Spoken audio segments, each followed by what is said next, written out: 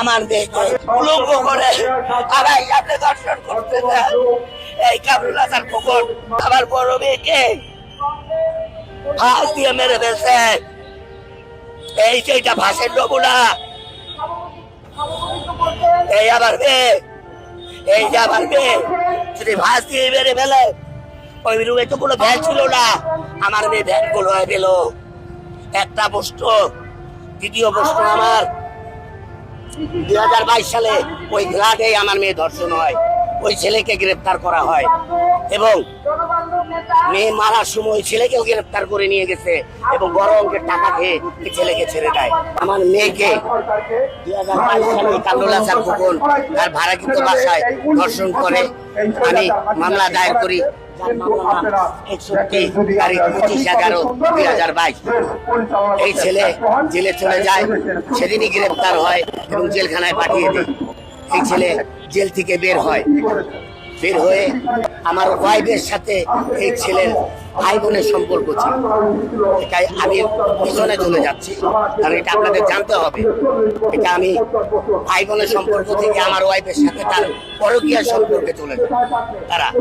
আমি যখন এই জিনিসটা জানতে পারি, তখন আমি আমার ওয়াইফকে অনেক বুঝাই, তার পায়ে ওজন ধরে ধরে এই বাচ্চা থাকার জন্য।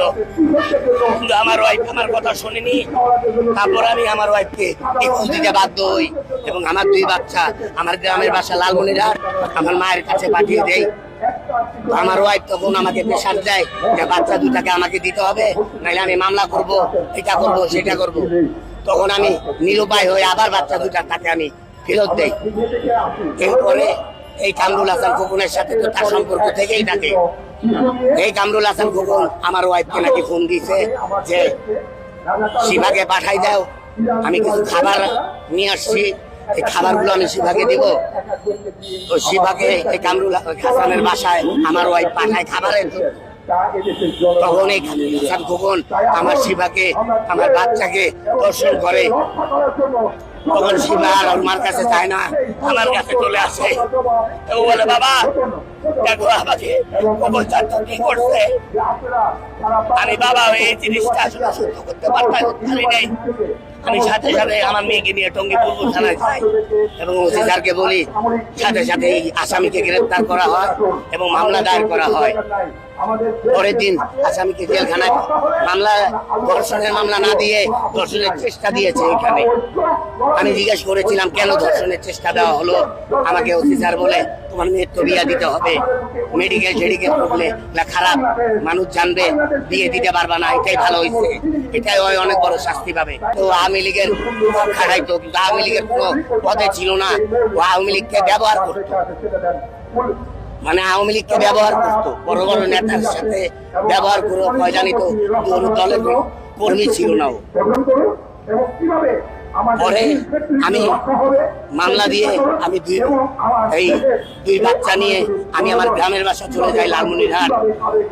আমি 2023 সালে আবার ঢাকা চলে আসি 2 বাচ্চা নিয়ে। আর আমি চিন্তা করছিলাম, আমি যদি আরো 10টা বিয়ে করি, মায়ের মতো তো মা হবে না, মা তো।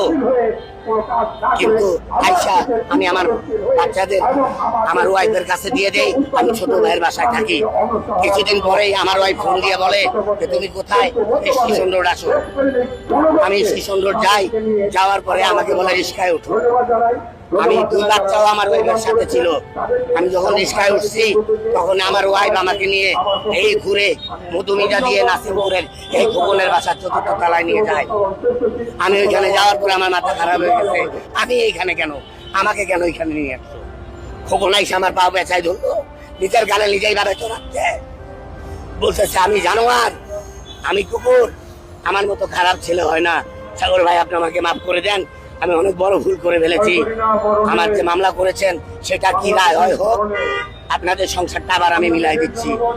আইজান দিচ্ছে আমার বড় মেয়ে, ছোট মেয়ে ওইখানে, আমার ওয়াইফ এখানে।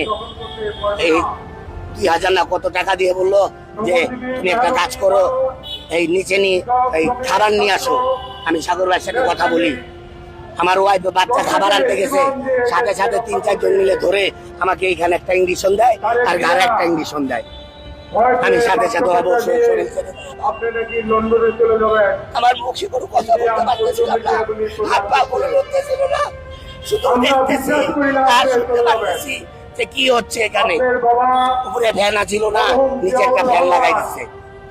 এদেশে আমার ওয়াইফ বাচ্চারা যখন আসলো কান্না করতেছে, বাচ্চারা আবার আব্বুর কি হয়েছে বলতেছে, হয়তো বা শেষ হয়ে গেছে, টেনশন করো না, ডাক্তার খবর দিছি, ডাক্তার আসলো, আমাকে স্যালাইন লাগাইছে। আমার ওয়াইফকে বলতেছে লতা হারবালে একটা চাকরি আছে, নাইট চাকরি, 15-16 হাজার টাকা বেতন, পড়ো, আশা করি এখানে সুস্থ হয়ে যাবে ইনশাল্লাহ। আমার ওয়াইফ যখন চলে গেল 5টার দিকে লতা হারবালে চাকরিতে, ওখানে ভোটার আইডি কার্ডও সাথে দিয়েছে, কারণ জামিনদার লাগবে। আমি সব দেখতেছি এখানে, আমি তো শুয়ে আছি ওই সামনেই, আমি দেখতেছি আমার মেয়েকে উলঙ্গ করে আড়াই সাথে দর্শন করতে দেয়। এই কামরুল হাসান খোকন সাথে বাবলু নামে ওর শালা ছিল, আরো যেহেতু লোকজন অংশ ছিল। আমি তখন কি করব, কথা বলতে পারতেছি না। আমার ছোট মেয়েকে বলে যে তুই যদি এই কথা তোর মাকে বলিস তাহলে তোকে টুকরা টুকরা করে নদীতে ভাসিয়ে দিব। আমার বড় মেয়েকে ওই কথা বলছে যে তুই যদি তোর মাকে এই কথা বলিস টুকরা টুকরা করে তোর ছোট বোনকে নদীতে ভাসিয়ে দিব। 1 মাস 12 দিন ওই রুমটার মধ্যে আমাকে রেখেছে, পাগলের বিভিন্ন ইঞ্জেকশন দিয়েছে। 1 মাস 12 দিন পরে আমি কিভাবে জানি ওইখান থেকে আমি নিজেও জানি না। আমার মেয়েরা ওইখানে সব ওইখানে 3 মাস পাগল হয়ে আমি রাস্তায় ঘুরেছি। আমি চিনি না আমি কে, আমার পরিচয় কি। আমার খালাতো ভাই পাবেল জয়দেবপুর স্টেশনে আমাকে কুড়ায় পায়, কে মানসিক হাসপাতালে ভর্তি করে। 15 দিন পরে আমার স্মৃতিশক্তি ফিরে আসে। আমি জিজ্ঞেস করি আমার বাচ্চা কোথায়, আমার বড় মেয়ে কোথায়। তখন বলা হয় আমার বড় মেয়েকে ফাঁস দিয়ে মেরে ফেলছে। এই সেইটা ফাঁসের নমুনা। এই আমার মেয়ে, এই যে আমার মেয়ে যদি ফাঁস দিয়ে মেরে ফেলে, ওই রুমে তো কোনো ভ্যান ছিল না, আমার মেয়ে ভ্যান গুলো পেল। একটা প্রশ্ন, দ্বিতীয় প্রশ্ন, আমার 2022 সালে ওই ঘাটে আমার মেয়ে ধর্ষণ হয়, ওই ছেলেকে গ্রেফতার করা হয় এবং মেয়ে মারার সময় ছেলেকেও গ্রেফতার করে নিয়ে গেছে এবং বড় অঙ্কের টাকা খেয়ে এই ছেলেকে ছেড়ে দেয়। এটা হচ্ছে প্রথম যখন আমি মামলা করেছিলাম 2022 সালে। এই মামলার কাগজ মাননীয় প্রধানমন্ত্রীর কাছে আমার একটাই আবেদন, আমার জীবন শেষ করে দিয়েছে, আমি এখন পঙ্গু হয়ে গেছি, আমি এখন পঙ্গু, আমি আমার জীবন দেওয়ার কোনো ইয়া নাই। আমার মেয়ে হত্যার বিচার পিতার সামনে দর্শন করেছে, এটা মনে হয় না বাংলাদেশের কোথাও ঘটেছে। তো সরকারের কাছে একটাই দাবি, এই আসামিকে প্রকাশ্যেই নিক্ষেপ করে মারার দাবি জানাচ্ছি এবং এটা 15 দিনের মধ্যে গ্রেফতার করে আমার চিকিৎসার জন্য আপনাদেরকে কিছু করতে হবে না। আমি মরার আগে আমার মেয়ের হত্যাকারীর বিচার দেখে মরতে চাই, এটাই আমার মনের দাবি। আর যদি আপনি 15 দিনের মধ্যে না পারেন, আপনি ওই হত্যাকারীকে আমার হাতে তুলে দেন। আমাকে আল্লাহ শক্তি দিয়েছে, একটু শক্তি দিয়েছে আল্লাহ, আমি নিজের রাতে ওকে বাঁচতে চাই। আমার নাম হচ্ছে সাগর, আমার গ্রামের বাসা লালমনিরহাট সদরে। আমি 2024 আমি এখানে আসছিলাম, সংবাদ সম্মেলন করেছিলাম আমার ছোট মেয়ে সহ।